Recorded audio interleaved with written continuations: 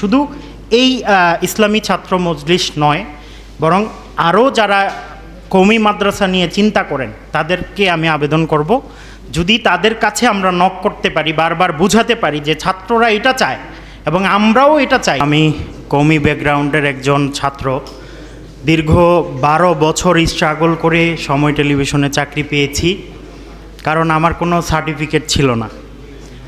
এটা হচ্ছে মূল কথা। আমি দাওরা ফারেক হওয়ার পরে 8ম শ্রেণীতে ভর্তি হয়েছি।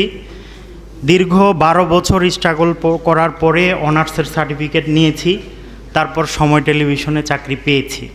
এটা হচ্ছে আমার জীবনের কথা, জীবনের গল্প।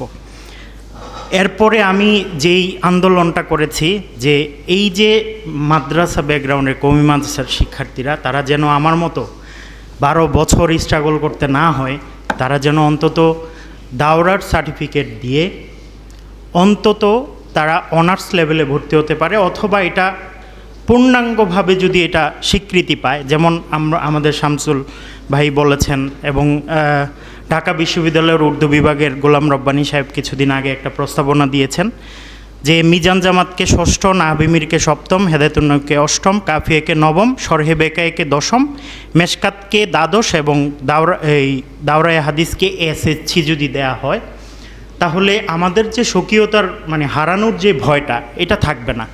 পরবর্তীতে অনার্স লেভেলে আমরা চাইলে ফিক, তাফসির, হাদিস, আদব এইসব বিষয় আমরা অনার্স করতে পারি।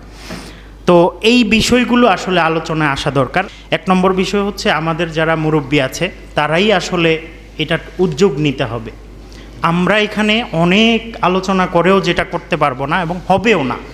আজকে আমার আবেদন থাকবে ইসলামী ছাত্র মজলিস তারা যেন একটা প্রস্তাবনা, অন্তত আমাদের নেতৃবৃন্দ এখানে যারা আছেন মুরব্বীরা, তারা একটা সুন্দর প্রস্তাবনা নিয়ে তারা হচ্ছে হায়াতুল উলিয়ার সাথে বসবেন, বেফাকের সাথে বসবেন এবং এই প্রস্তাবনাগুলোর আলোকে তারা যেন এই দাবিগুলো আদায় করে নিতে পারেন এবং জোর দাবি যেন তারা জানাতে পারেন, এটা আমার আবেদন থাকবে। শুধু এই ইসলামী ছাত্র মজলিস নয়, বরং আরও যারা কওমি মাদ্রাসা নিয়ে চিন্তা করেন তাদেরকে আমি আবেদন করব, যদি তাদের কাছে আমরা নক করতে পারি, বারবার বুঝাতে পারি যে ছাত্ররা এটা চায় এবং আমরাও এটা চাই। এখানে অনেক বুদ্ধিজীবীরা আছেন, তাদের প্রতি আমার আবেদন থাকবে যে আপনারা আওয়াজ তুললে ইনশাআল্লাহ আমরাও এগিয়ে আসব, ছাত্ররাও এগিয়ে আসবে এবং তাহলেই আমাদের এই দাবিটা আদায় হবে।